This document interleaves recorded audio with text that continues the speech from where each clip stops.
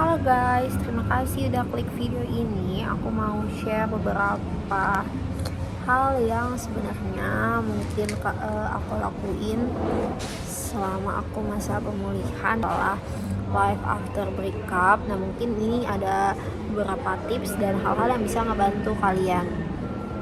Oke, ini maaf ya rada berisik karena aku tag videonya ini juga lagi di tempat makan, tapi semoga aja kedengeran. Oke. Untuk yang pertama, ini adalah satu hal yang aku lakuin banget. Kalau beberapa hari itu setelah kita end up sebuah hubungan, nah yang pertama itu biasanya aku bakal biarinin aja kayak sedih-sedihan dulu.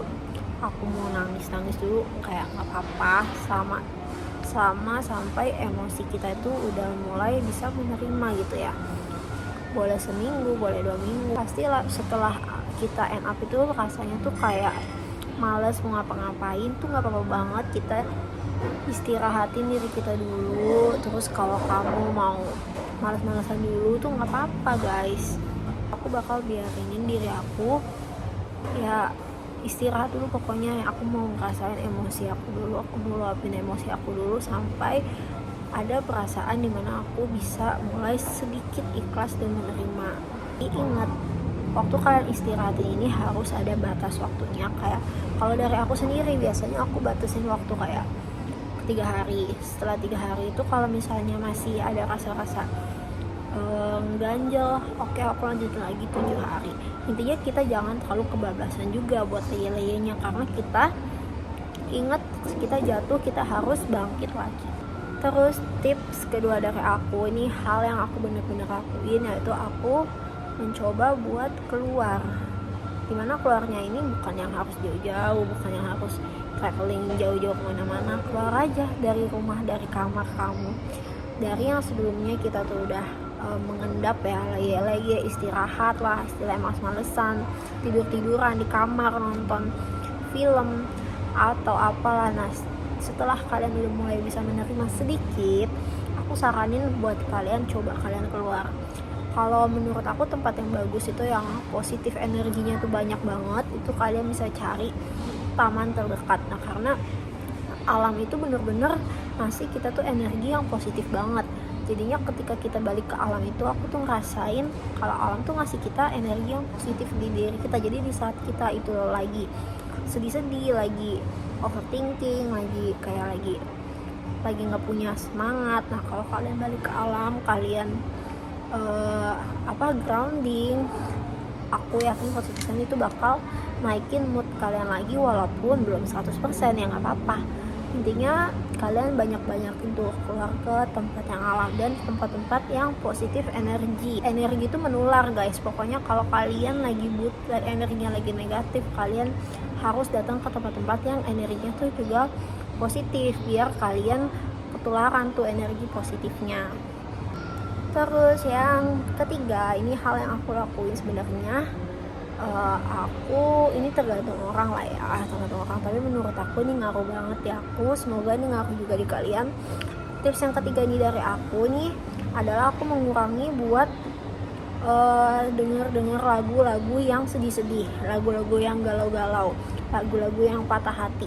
Di saat kita lagi patah hati, kalau kita denger lagu-lagu kayak gitu tuh, lagu itu kan kalau kita ulang-ulang terus kan bakal jadi afirmasi yang masuk ke otak kita, akan kita ingat. Nah, jadi aku mengurangi banget kalau lagi sedih, lagi patah hati, lagi galau, itu aku stop dulu denger lagu-lagu yang galau, lagu-lagu yang patah hati, lagu-lagu yang sedih-sedih, aku stop dulu. Aku ganti switch lagu aku tuh yang semangat, yang positif, yang bisa bikin mood aku bagus, yang bisa bikin aku nggak kepikiran hal-hal itu lagi. Lagu itu kan ada lirik-liriknya, bakal kita ingat terus di kepala kita.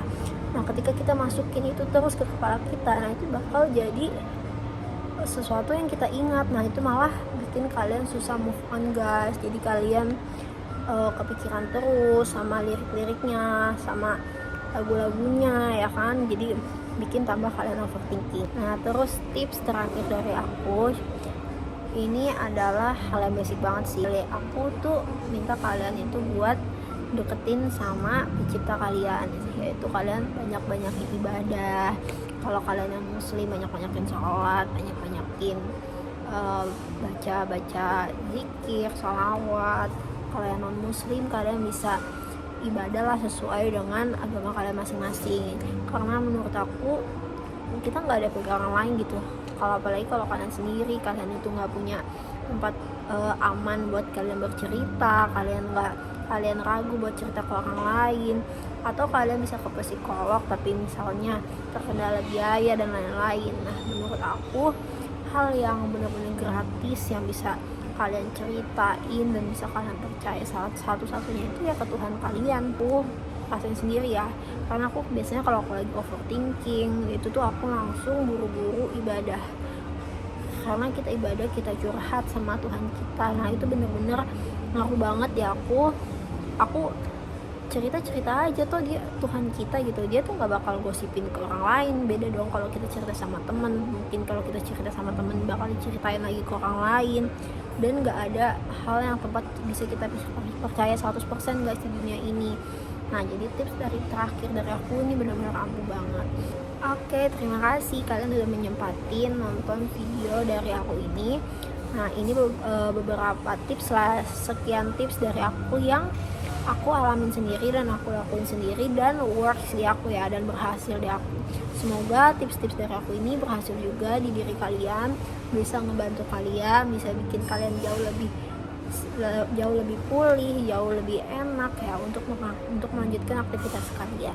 Oke, jangan lupa kalian like and subscribe, dan kalian coba komen di bawah apa hal-hal yang kalian lakuin, kita sharing bareng-bareng yang works di kalian di saat kalian lagi live after breakup. Oke, bye-bye.